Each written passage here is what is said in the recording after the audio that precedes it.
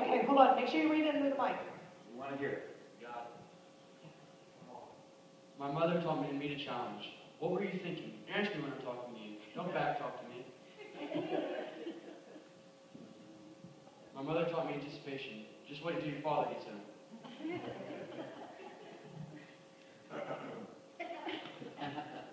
My mother taught me medicine. If you don't stop crossing your eyes, they're going to freeze that way.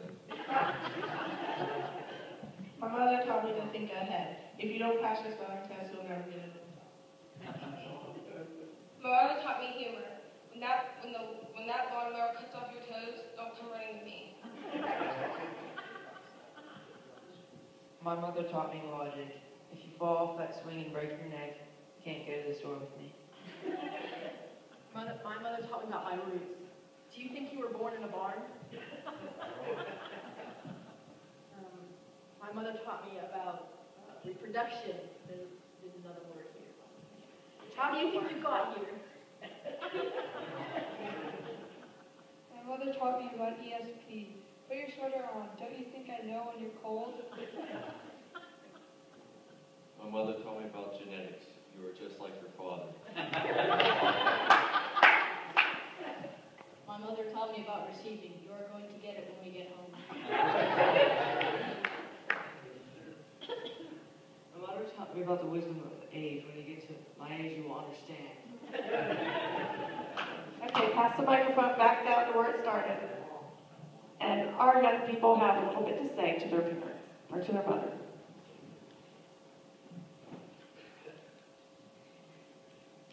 Mom, you're like a sidewalk. You kept me off the streets. I love you. Love you, Mom. You're right there for me. Love you. Oh, you're really wonderful. I love you, and I hope you have more to say.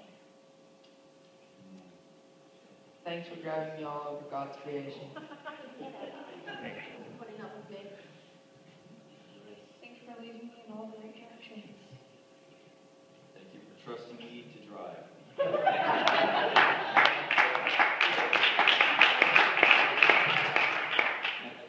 I am the most spoiled child in the world. No child deserves the greatest present in the world. You.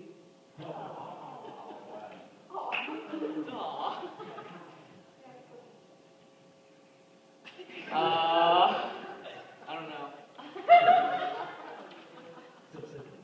Okay. You guys can go back to your seats. I just have a few more little things. Here I am, the one that's giving everybody their stuff. The last one from my mother taught me was, my mother taught me about justice. One day you will have kids, and I hope they turn out just like you. Then you're going to see what it's like to live with you. So, my mother taught me about justice. I have a little poem, it's not really a poem, kind of a story to read. And then this was going to end it, and then I felt on the way here, and I'm not by any stretch of the imagination a preacher, nor would I ever claim to be. But the Lord started dealing with me, and has been dealing with me for some time about being a mother. And so I want to read this. This is kind of a little on the humor side, but then I wanted to tell you a little bit about, we always talk about Mother's Day as being when we honor our mother, but I don't think anybody ever really talks about what it's like to be a mother. So I want to talk to you just for 2 minutes about that. I promise it won't be very long. Okay, this author's unknown, but we're comparing our young people, children and old, no matter what age they get, to cats and dogs. I just realized while children are dogs, loyal and affectionate, teenagers are cats. It's so easy to be a dog owner. You feed it, you train it, you boss it around, puts its head on your knee and gazes at you as if you were a beautiful painting. It bounds indoors with enthusiasm when you call it. Then around the age 13, your adoring little puppy turns into a big old cat. When you tell it to come inside, it looks amazed, as if wondering, who died and made you the emperor? Instead of dogging your doorstep, it disappears.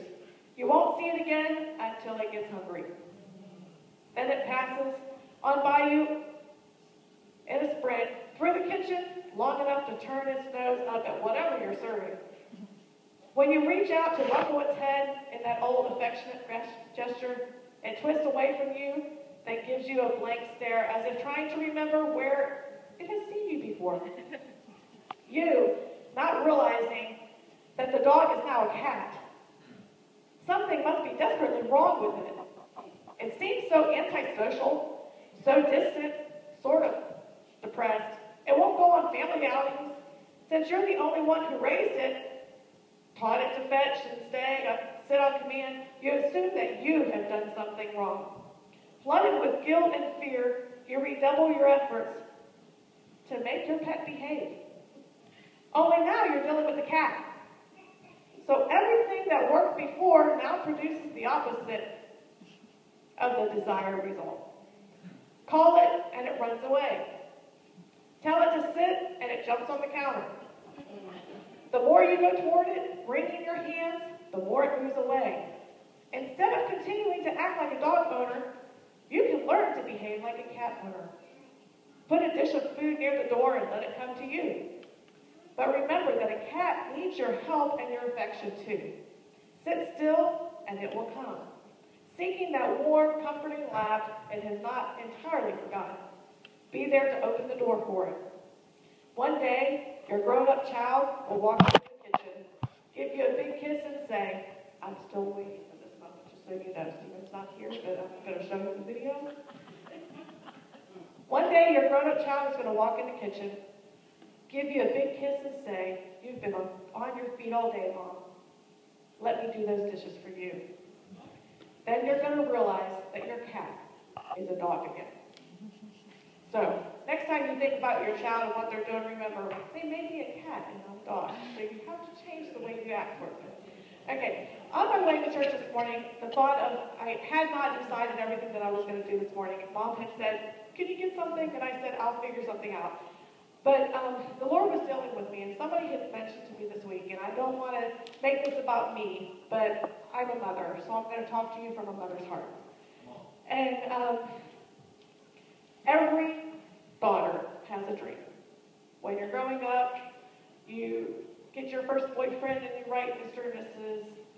Even if you've been dating for a day, you start seeing how it sounds.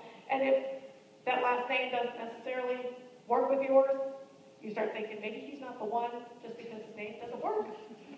So it's Mr. and Mrs. this and Mr. and Mrs. that, and you have a dream of the big white beautiful gown and this and that. You're going to have 3 kids, a dog, a cat, white picket fence, the whole 9 yards. Until life happens. And like I said, I don't want to make this about me, but you don't always plan to be the mother and the father. Right. It wasn't something I would have chosen if it was given to me. If God had said when I had my kids, you are going to raise them by yourself, I would have said you're nuts because I can't do it. I'm not good enough. I'm not worthy enough to raise 3 beautiful boys. Have I made tons and tons of mistakes? I make them daily. Every day I make a mistake when it comes to motherhood. But let me talk to the kids. When your mom is not doing what you think that she should be doing as your mother, remember, you didn't come with a rule book. Right. We're learning this day by day. It's not something that God gave us and said, you're going to know what to do with it. He just gave it to us and trusted us that we were going to know no matter what. Somebody mentioned to me this week, and I'm not perfect, like I said, I complain just like the rest of them. But I wouldn't change what God gave me for nothing. Yes. Most of you, when your 19-year-old, comes to you, they're not putting their head on your lap and saying, Mom, can I have some bonding time with you? Can I love you a little bit more? They're not. Taylor will probably always be doing that. When I sit down on the couch, he has to move everything off the couch because the 2 of us can't fit on the couch together. So, we move everything off the couch so Taylor can fit. But as soon as I sit down, he pats my lap and he says, can I lay my head on your lap?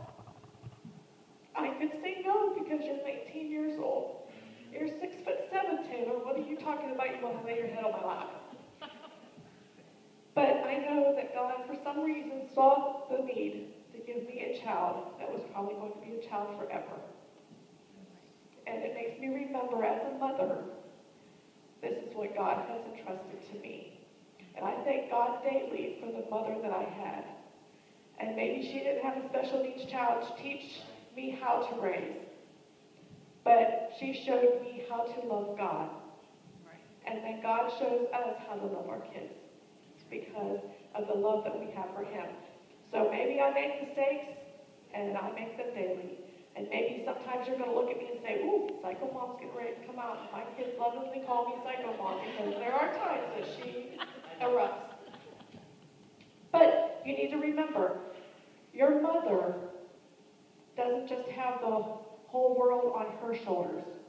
She has your world on her shoulders too.